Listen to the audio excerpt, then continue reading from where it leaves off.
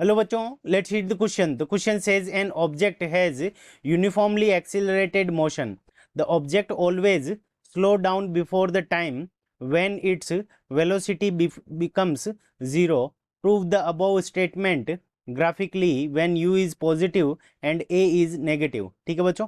सो हमें initial velocity u की value positive दे रखी है और a की वैल्यू हमें क्या दे रखी है, नेगेटिव दे रखी है, एक्सिलरेशन. ठीक है बच्चों. सो इस क्वेश्चन को करने के लिए हम क्या करेंगे, की कंसेप्ट अप्लाई करेंगे. सो की कंसेप्ट के अंदर हमारा सबसे पहला कॉन्सेप्ट क्या होगा कि स्लोप ऑफ. तो हमें क्या करना है, वीटी ग्राफ बनाना है ग्राफिकली रिप्रेजेंट करने के लिए. सो slope of VT graph, slope of VT graph represent, slope of VT graph represent acceleration. ठीक है बच्चों.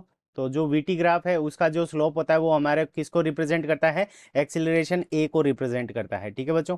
और किसी भी ग्राफ की अगर हम स्लोप देखें तो स्लोप इज इक्वल्स टू हमारा क्या होता है, टेन थीटा. सो स्लोप के लिए हम क्या करते हैं कि पॉजिटिव एक्स एक्सिस के साथ में टेन थीटा एंगल को लेते हैं.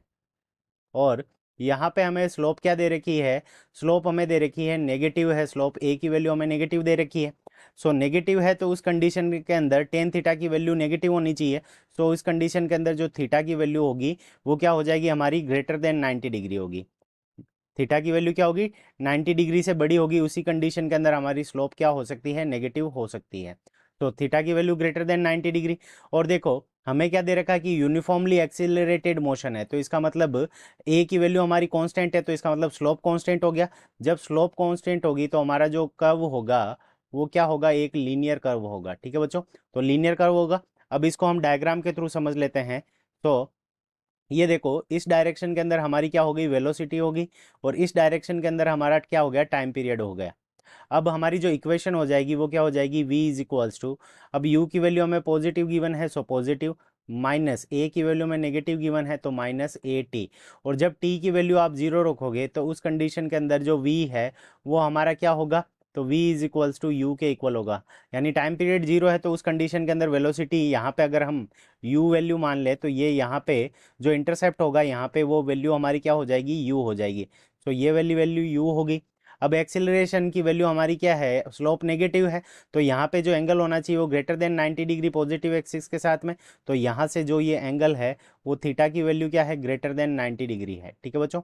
सो अब देखो यहाँ पे ए पॉइंट है, इस ए पॉइंट के ऊपर वेलोसिटी की वैल्यू क्या है, जीरो है. ठीक है बच्चों. At at T A, at T A velocity is equals to zero. तो वेलोसिटी की वैल्यू हमारी क्या है, जीरो है. और देखो ए से पहले इसकी वेलोसिटी क्या हो रही है, डिक्रीज हो रही है. ठीक है बच्चों. So velocity decreases. तो वेलोसिटी की जो वैल्यू है वो हमारी क्या हो रही है, डिक्रीज हो रही है. तो उस कंडीशन के अंदर हम क्या कह सकते हैं कि जो वैल्यू है वो हमारी क्या हो रही है कि यहाँ पे ए से पहले जो जो हमारा ऑब्जेक्ट है वो क्या हो रहा है, स्लो डाउन हो रहा है. So velocity decreases, decreases. तो वेलोसिटी की वैल्यू ए से पहले हमारी क्या हो रही है, डिक्रीज हो रही है. ये हमने क्या कर लिया, ग्राफिकली प्रूव कर लिया. तो देखो यहाँ से वैल्यू क्या हो रही है, वेलोसिटी की वैल्यू डिक्रीज डिक्रीज डिक्रीज. और ए पॉइंट के ऊपर क्या हो रही है, जीरो हो रही है. सो देखो ये गाड़ी क्या हो रही है, जो ऑब्जेक्ट है वो हमारा क्या हो रहा है, स्लो डाउन हो रहा है वेलोसिटी बिकम्स जीरो होने से पहले. सो ये हमारा क्या हो जाएगा, करेक्ट आंसर हो जाएगा. I hope you understood it well. Best of luck. Thank you.